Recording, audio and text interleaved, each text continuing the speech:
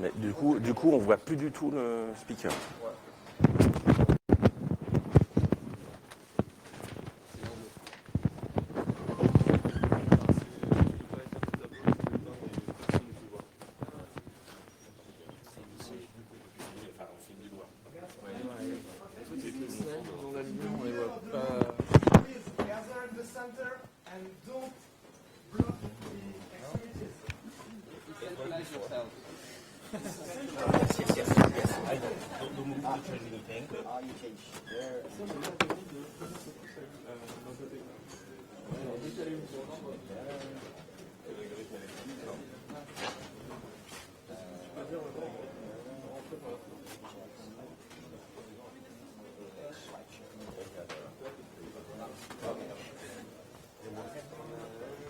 I will be giving you the time. Yeah.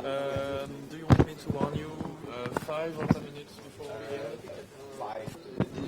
Give me some indication. I have 15 minutes, 10 and 5. Okay. Yeah, I'll have to be fast anyway, so if you do.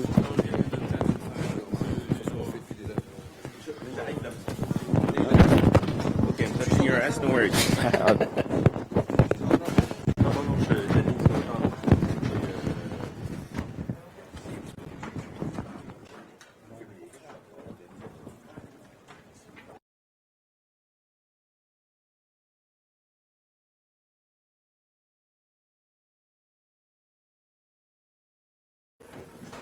Do I have it? No?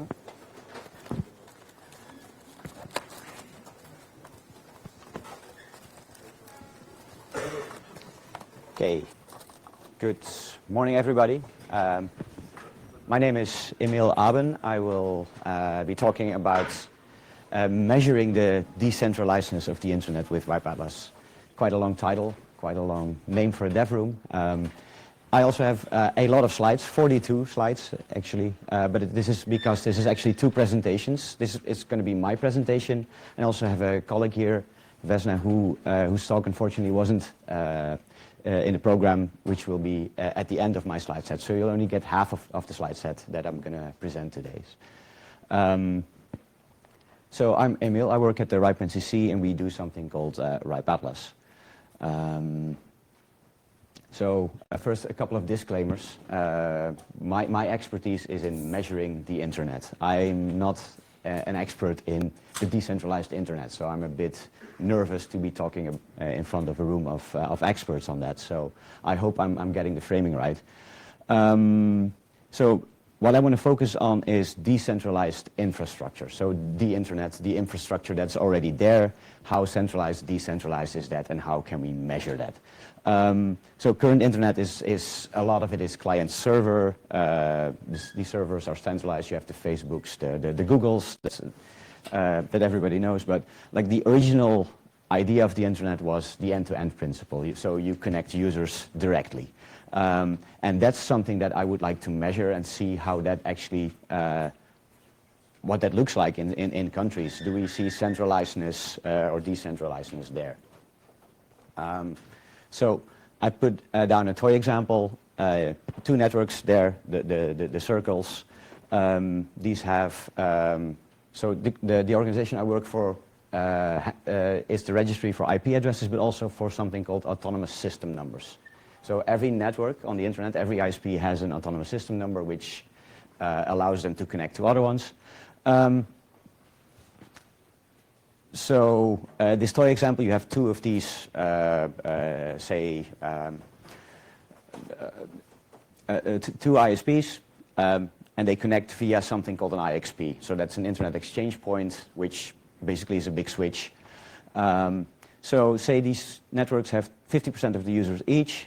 But what actually matters is not that these networks exist, but that there's connections between things, connections between users. That's what makes this internet useful. I was thinking a little bit about it, and I was like, yeah, these networks actually see 75% of these connections. If you look at that matrix there, and I'll step out so I'll be private from the camera there. But if this is all your connections, this is the sources and destinations. then if you, this is actually what AS7 sees. So that's 75% of these connections, and these connections are, I think, the important thing. The other network, AS42, sees the other 75%, and the IXP only sees the stuff that is between these networks, so it sees 50%. So number of users is not the number of connections, and I sort of wanted to start measuring that type of stuff. So this betweenness, so this IXP is between, is 50% between the networks. So how do you actually measure that type of stuff? So, and here, for a moment, I'm assuming that all user-to-user communication channels are equally important. It's not just rich white guys that are important. It's everybody is important. So we need vantage points in all these user networks. The second ingredient is estimations of populations in these networks. So you know you have a network, you have a vantage point from which you can measure this. You need to know how many users these points represent, and you need a tool that measures all the things, all the networks, all the infrastructure between these vantage points. I put that picture there because this is not very, this is quite messy. This is as messy as baking cookies with my kids. So I want to impress on, this is not exact. I'm trying to do the best with the tools and estimates that we have. So first ingredient is RIPE Atlas. So that's a project I'm involved in. That's putting these little TP-Link boxes and other boxes and all around the world to actually measure things. I have a couple with me. So if people are interested in putting them in their networks, they're here for you to take. And what this does is measure the network by community for community. So you can, if you're part of the network, you can also run measurements on it, and it runs a couple of measurements by itself. And it's on Wikipedia, so you can actually find all the useful information there as well. So 2 more ingredients. There's the user populations of the networks, and I'm using some data from a sister organization, APNIC. They measure roughly how many users there are in networks. I mean, this is very rough. This is, so it's order of magnitude measurements. So there's a URL there. And another ingredient there is something I call IXP Country Jedi. That's a piece of software that we wrote at the RIPE NCC that basically takes these probes, and does a mesh between them from all the networks in a given country. And so then you, with traceroute, you measure the path in as far as you can measure it. That's where the messiness, one part of the messiness comes from. And then we analyze that. We also add in something called OpenIPMap, which is a database of infrastructure IP addresses, because the IP geolocation databases are typically for end users. The stuff in between is not very well represented there, so that's something we are trying to solve. Also a very interesting project, I think. As I said, many caveats. I cannot get into that. I have 15 minutes. So how I picture this is that what I'm doing is I create sketches of the local internet, user-to-user connectivity. So that was a lot of words. So now I'm hoping to get it into pictures. So this is what Belgium looks like. So what you see here is the outer ring represents all the users. So you see, so Belgium, yes. That's probably not readable. Sorry? Turn off this light. Which? Oh yes, yes. Somewhat readable now. So this is one. So according to the data that I received, is 50% of the users are in Belgacom. I don't know if that's correct, but that's what this part represents. The next one, Telenet, is this many users, Brutele, this many users, and there's a couple of other. So on users, it's centralized in a sense.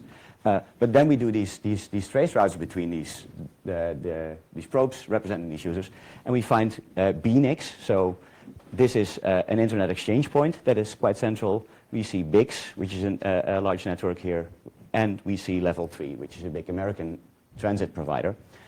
And the sizes of these circles represents the betweenness of these.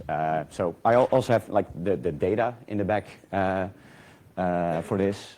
And it's colored by, these are end user networks, the blues are the transit networks, and the oranges are the IXPs. So Belgium, this is what the US looks like. I have 5 minutes, I'll just skip through.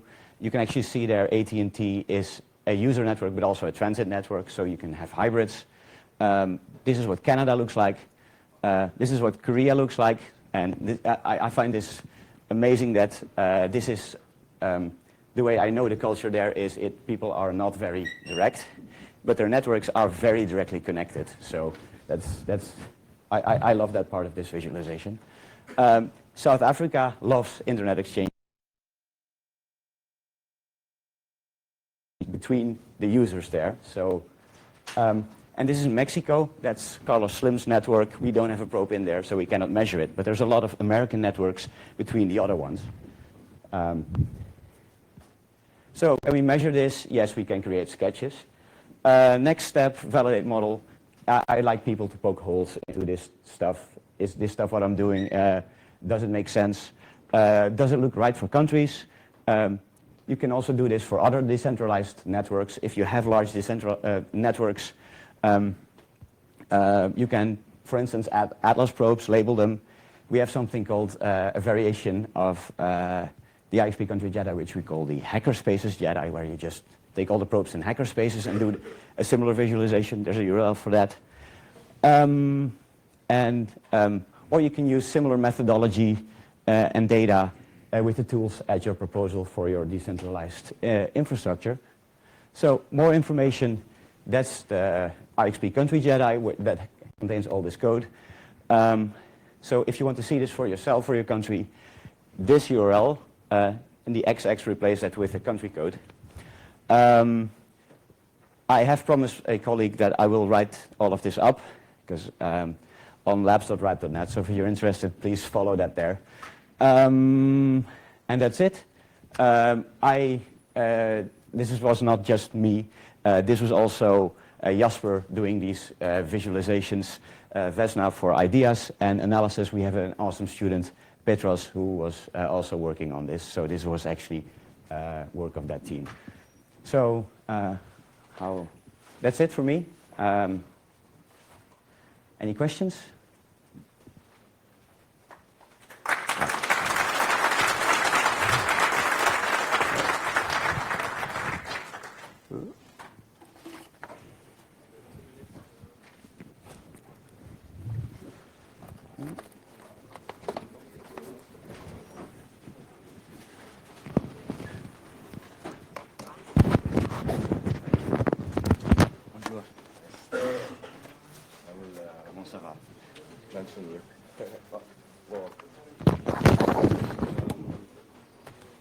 List outputs, VGA. VGA.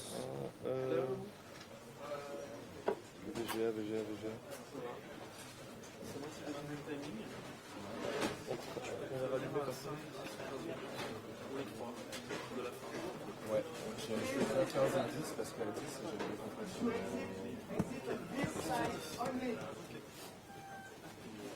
C'est pas le bon câble ça.